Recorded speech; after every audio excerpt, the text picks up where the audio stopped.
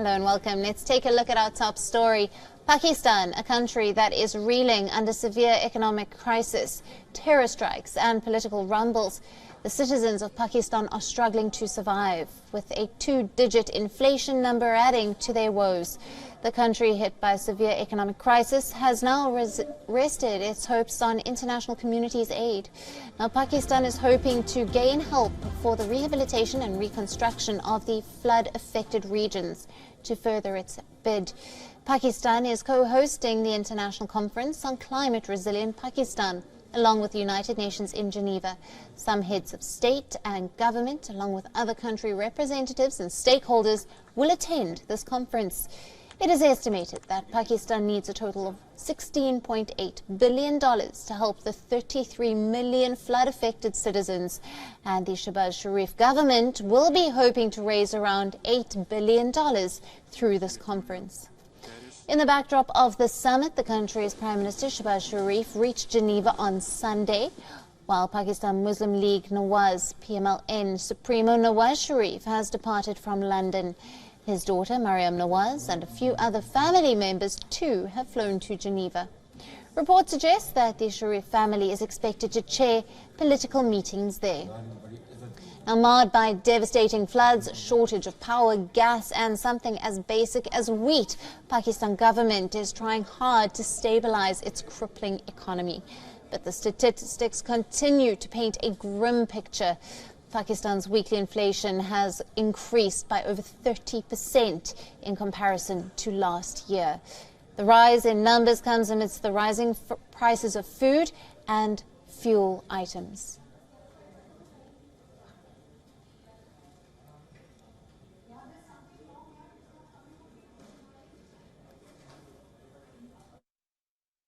So the cost of living has substantially gone up for people, especially for people at the, at the base of the pyramid.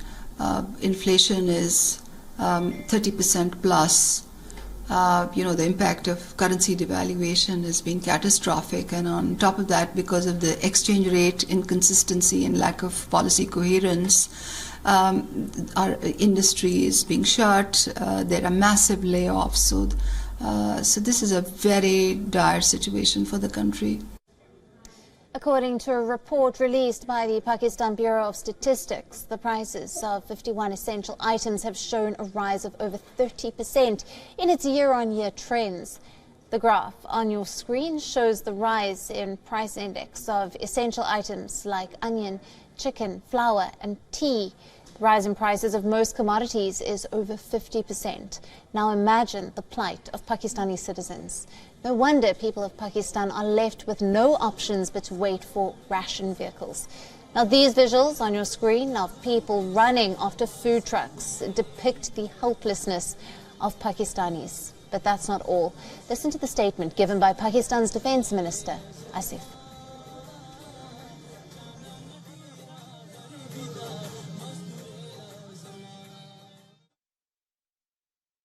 नहीं हम डंडा चलाने में देखें ये जो एग्जिस्टेंशियल थ्रेट है इस वक्त हमारे पास जो है इंपोर्ट करने के लिए पैसे नहीं हैं अगर ब्लैकआउट हो जाएगा सारे पाकिस्तान में ब्लैकआउट हो जाएगा हमें उसकी पॉलिटिकल कॉस्ट भी बेयर करनी पड़ेगी लेकिन दुकानें भी बंद हो जाएंगी कारखाने भी बंद हो जाएंगे मार्केटें भी बंद हो जाएंगी सब कुछ बंद हो जाएगा Pakistan doesn't have enough money for imports. The minister further indicates that if government's directives regarding energy conservation are not followed, the country may face blackouts.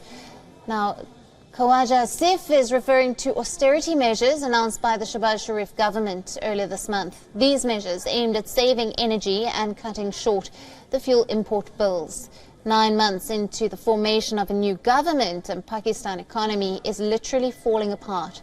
Now the question remains, will Shehbaz Sharif government be able to steer the country out of crisis, or is Pakistan following Sri Lanka's path?